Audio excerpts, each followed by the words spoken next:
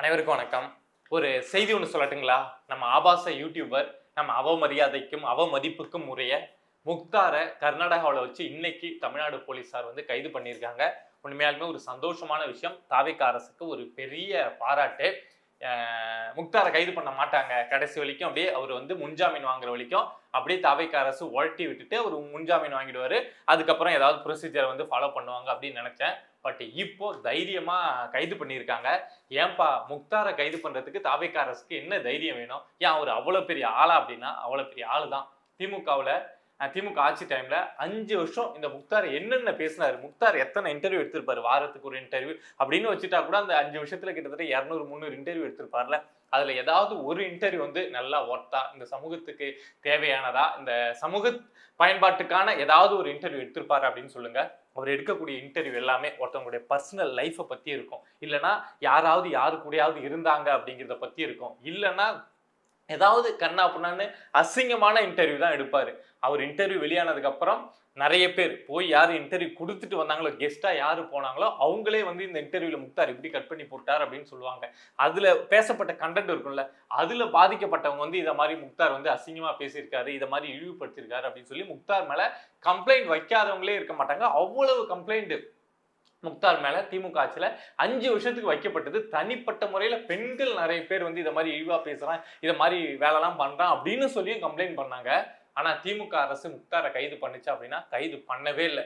முக்தார் வந்து ஒரு சிறுபான்மை சமூகத்தை சேர்ந்தவர். ஸோ அவரை கைது பண்ணா, ஒரு முஸ்லீமை நம்ம கைது பண்ணோம் அப்படின்னா அது நம்மளுடைய ஆட்சிக்கு, நம்ம மைனாரிட்டி ஓட் பேங்குக்கு ஒரு பிரச்சனையா போயிடும். அப்படிங்கிறதுனால ஒரு ஆபாச யூடியூபரா தெரிஞ்சு அடையாளம் காணப்பட்டு முக்தார் வந்து தமிழ் மீடியாக்கள்ல வந்து சுத்தி வந்தாரு. இஷ்டத்துக்கு பேசுறது, வாயில வந்ததை பேசுறது, சின்ன குழந்தையிலேருந்து அம்மா வரைக்கும் தப்பா பேசுறது அப்படின்னு அவ்வளவு இஷ்டத்துக்கு பேசினாரு. ஆனா இந்த திமுக அரசு அவர் கைது பண்ணவே இல்லை.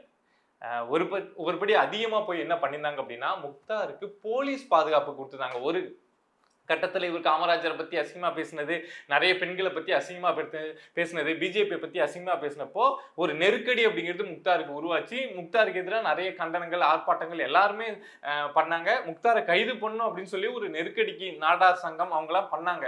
ஸோ அந்த டைம்ல திமுக அரசு என்ன பண்ணுச்சு அப்படின்னா, முக்தார் வந்து எவ்வளவு பெரிய ஆள் தெரியுமா அப்படின்னு சொல்லிட்டு அவருக்கு போலீஸ் பாதுகாப்பு கொடுத்து என்ன தப்பு செஞ்சாலும் நாங்க முக்தாரை பாதுகாப்போம் அப்படின்னு வச்சிருந்தது.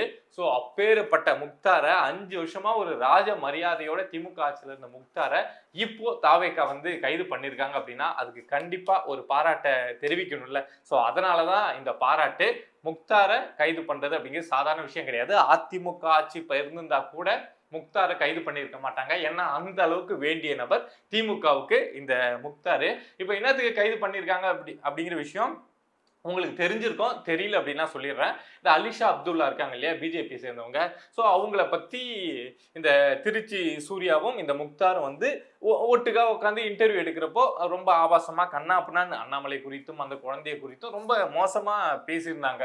அருவருக்கத்தக்க வகையில பேசியிருந்தாங்க அப்படின்னு வைங்களேன். இந்த அலிஷா அப்துல்லா வந்து அவங்க கணவரோட போயிட்டு 2 குழந்தைங்களோட போயிட்டு அண்ணாமலையை சந்திச்சாங்க. ஸோ அதை வச்சு அந்த 2 குழந்தைங்கள்ல ஒரு குழந்தைக்கு அலிஷா அவங்க பேச வச்சு, இன்னொன்று அண்ணாமலை பேச வச்சு அதை பேச வேணாம் வைங்களேன், ரொம்ப அருவருப்பா பண்ணியிருந்தானுங்க. ஸோ அதுக்காக அந்த அலிஷா அப்துல்லா அவங்க வந்து கம்ப்ளைண்ட் கொடுத்துருந்தாங்க. கம்ப்ளைண்ட் கொடுத்த உடனே 2-3 நாள்ல திருச்சி சூர்யாவை தமிழ்நாடு போலீஸ் வந்து கைது பண்ணிடுச்சு. ஆனா நம்ம முக்தாரை கைது பண்ண முடியல. நீங்க யோசிச்சு பாருங்க, முக்தாருக்கு வந்து பெரிய அரசியல் பின்புலம் கிடையாது, அவங்க அப்பா எம்பி அது மாதிரிலாம் கிடையாது. ஆனா திருச்சி சூர்யாவோட அப்பா வந்து திமுகவில் அவர் முக்கிய புள்ளி. பட் அவருடைய மகனா இருக்கக்கூடிய திருச்சி சூர்யாவை உடனடியாக தமிழ்நாட்டு காவல்துறையால கைது பண்ண முடிஞ்சது. ஆனா இந்த முக்தாரை கைது பண்ண முடியல.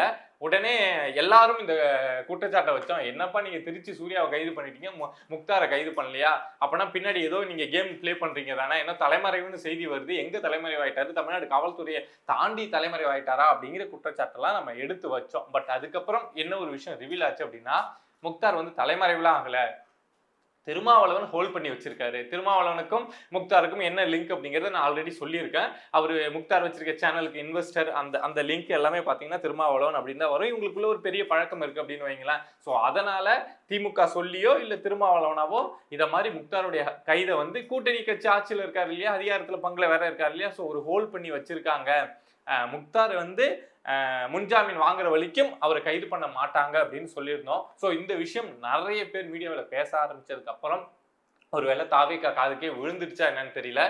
சரி இனிமே வந்து நம்ம கைது பண்ணாம இருந்தோம் அப்படின்னா நம்ம திருமாவளவன் சொல்லி தான் கைது பண்ணாம இருக்கணும்னு ஊருக்கே தெரிஞ்சிடும். இந்த முக்தார் என்ன பெரிய பருப்பா கைது பண்ணிடும் அப்படின்னு சொல்லிட்டு கைது பண்ணியிருக்காங்க. இந்த கைது பண்ணதுல என்னப்பா சந்தோஷமான விஷயம் அப்படின்னா, சந்தோஷமான விஷயம் இருக்குங்க.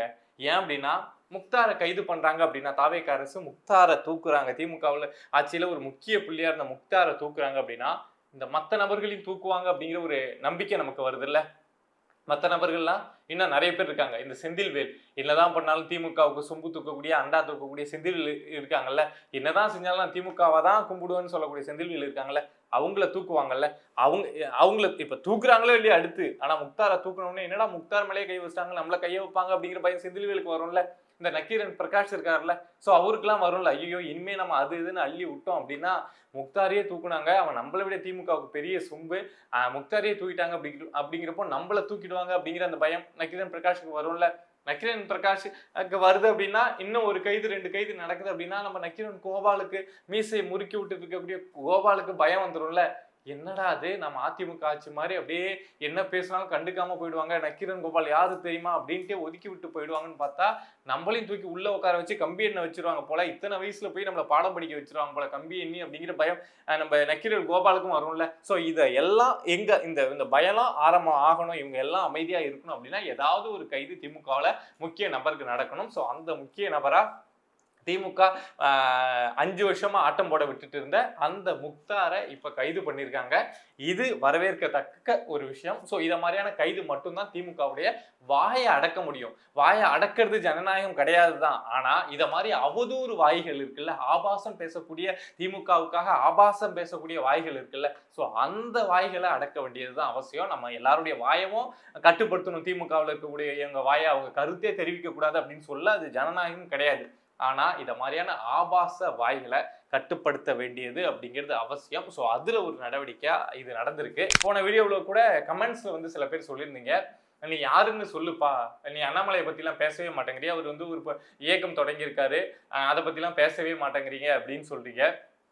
கண்டிப்பா பேசுவேங்க. எனக்கு வந்து அண்ணாமலை இயக்கம் தொடங்கினது வந்து ரொம்ப சந்தோஷத்துக்குரிய ஒரு விஷயம். எப்பொழுதுமே ஒரு மாற்று ஒரு சக்தி வாய்ந்த மனிதர் அதை கொண்டு வரணும்னு நினைக்கிறாங்க அப்படிங்கிறப்போ, ஒரு நேர்மையான மனிதர் அதை கொண்டு வரணும்னு நினைக்கிறாங்க அப்படிங்கிறப்போ கண்டிப்பா நம்ம அதை வரவேற்போம்.